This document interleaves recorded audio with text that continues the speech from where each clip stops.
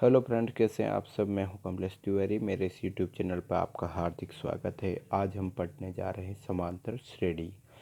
समांतर श्रेणी कक्षा 10 का 5वीं प्रश्नावली है। समांतर श्रेणी एक सिंपल सी प्रश्नावली है। थोड़ा सा उसमें माइनस से रिलेटेड कुछ समस्याएं आती है जो मैं आज आपको थोड़ा सा सोल्व करके बताऊंगा। समांतर श्रेणी आपको अगर एग्ज़ाम में आती है तो आप अच्छा स्कोर कर पाएंगे मैथ्स में। चलिए आज शुरू करते हैं समांतर श्रेणी के बारे में। सबसे पहले आप देखेंगे कि नाम इसका आता है समांतर श्रेणी। समांतर श्रेणी का मतलब समांतर, इसका मतलब है जहाँ पे समान अंतर होता है, हर एक चीज़ में समान अंतर। अर्थात वो श्रेणी जो बनी हुई है, जैसे कि आप निशानी देखते हो, लेडर देखते हो, तो लेडर में एक के बाद एक जैसे निशानी होती है ना, ऐसे ऐसे ऐसे ऐसे ऐसे, तो उसके जो बीच में जो पेड़ होते हैं उसमें सब में गैप जो होता है वो समान होता है। आप रेल की पटरियाँ देखते हैं, जैसे इनको रेल की पटरियाँ ही मान लो, तो उनके बीच में हमेशा गैप जो रहेगा वो यहाँ यहाँ यहाँ सब जगह सेम रहेगा। तो रेल की पटरियाँ भी समांतर होती है, उनके बीच में गैप होता है वो समान होता है, इसलिए उनको समांतर कह सकते हैं। अब जैसे मैंने उदाहरण दे रखा, एक है एक है एक है, सब जगह एक एक एक एक डॉट डॉट लग रहा है, इसका मतलब आगे भी एक एक है। सब जगह डॉट डॉट डॉट लग रहा है, इसका मतलब वो आगे चल रही है। जैसे कि 1 2 3 4 5 6 7 वो ग्रेजुअली आगे बढ़ रहा है। इसमें 2 4 6 8 10 ये ग्रेजुअली आगे बढ़ रही है। 12 14 16 18 20 ये 10 8 6 4 2 0 -2 -4 -6 -8 -10 ये ग्रेजुअली आगे बढ़ती है। डॉट का मतलब ये होता है। अब हम समांतर श्रेणी पढ़ रहे हैं, तो समांतर श्रेणी में आप देखिए 1 एंड 1 एंड 1, तो आप अगर आप इसमें गैप देखेंगे 1 और 1 के बीच में 0, फिर 1 और 1 के बीच में 0, फिर 1 और 1 के बीच में 0, फिर 1 और 1 के बीच में 0, तो आप कहीं से भी उठा लें दो संख्याएं, फर्स्ट सेकंड वाली संख्या माइनस सेकंड फर्स्ट वाली संख्या, तो उसमें जो अंतर आएगा वो उसको आप सार्व अंतर बोलेंगे। तो आप देखेंगे कि जो सार्व अंतर होता है वो फर्स्ट वाली संख्या को नहीं लेके सेकंड वाली को लेते हैं। जैसे सेकंड माइनस फर्स्ट तो 1, 3 माइनस 2 1, 4 माइनस 3 1, 5 माइनस 4 1, 6 माइनस 5 1। इसी प्रकार से 4 माइनस 2, 6 माइनस 4, 8 माइनस 6, 10 माइनस 8। इस प्रकार से सार्व अंतर आएगा इनका 2। तो सार्व अंतर का मतलब ये होता है कि प्रथम संख्या को न लिया जाए, द्वितीय संख्या को लिया जाए। अधिकतर मैं देखता हूँ तो इसमें स्टूडेंट क्या गलती करते हैं कि एक तो 2 और 4 6 8 10 वो क्या करते हैं कि इसको बता देंगे हाँ इसमें सार्व अंतर 2 है। फिर इसमें मैं बोलूँगा 10 8 6 4 2, इसमें सार्व अंतर कितना है, तो वो फटाक से बोल देंगे इसमें भी सार्व अंतर 2 है। नहीं भाई, सब मैंने क्या बताया, सेकंड पद को पहले लेना है, बाद में फर्स्ट पद को लेना है। तो 8 में से 10 गया तो माइनस का 2 आता है। यहाँ पे सार्व अंतर में अधिकतर स्टूडेंट गलती कर जाते हैं, फिर वो बोलते हैं कि मेरे को समांतर श्रेणी सिंपल होते हुए भी थोड़ी सी उनको कठिन लगने लग जाती है। तो इस बात का हमेशा ध्यान रखें।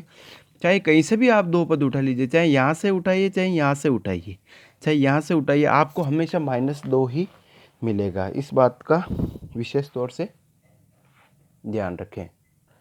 दोस्तों थोड़ा वीडियो लंबा ज़रूर हो सकता है, लेकिन आपको समझाने के लिए थोड़ा सा मैं एक्सप्लेन ज़्यादा करूँगा।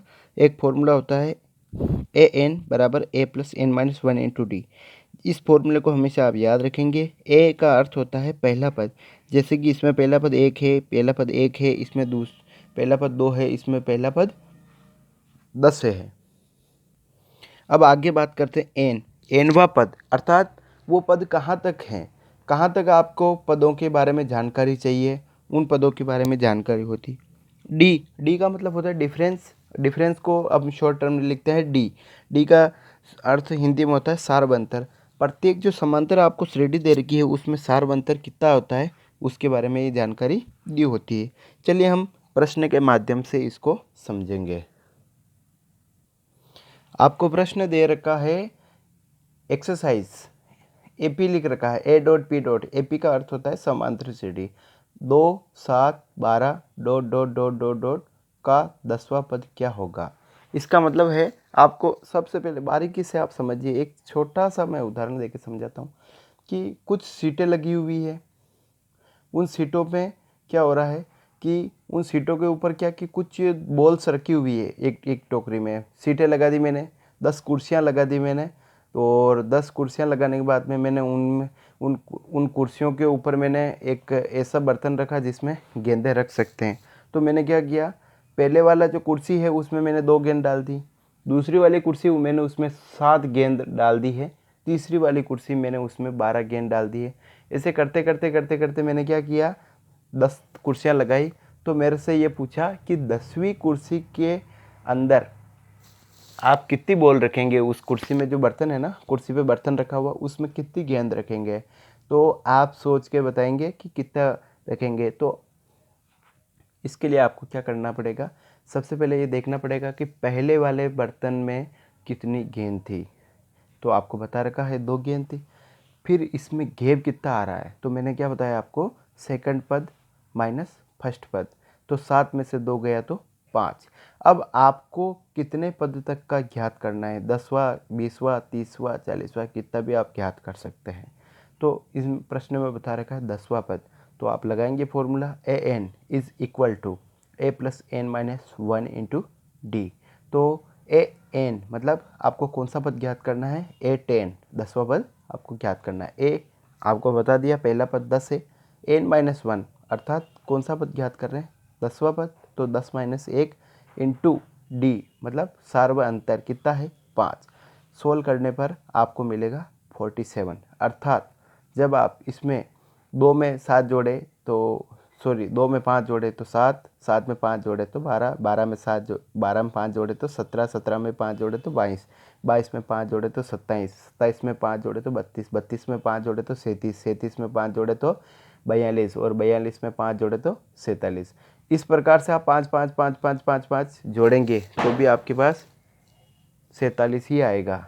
और इस प्रकार से आप फॉर्मूला लगा के करेंगे तो भी 47 ही आएगा। क्योंकि दोस्तों ये तो n बराबर 10वां पद था, अगर 45वां पूछ लेता, 200वां पूछ लेता तो फिर आप परीक्षा में इतने जोड़ना बैठते क्या। इसलिए फॉर्मूले का यूज़ किया जाता है।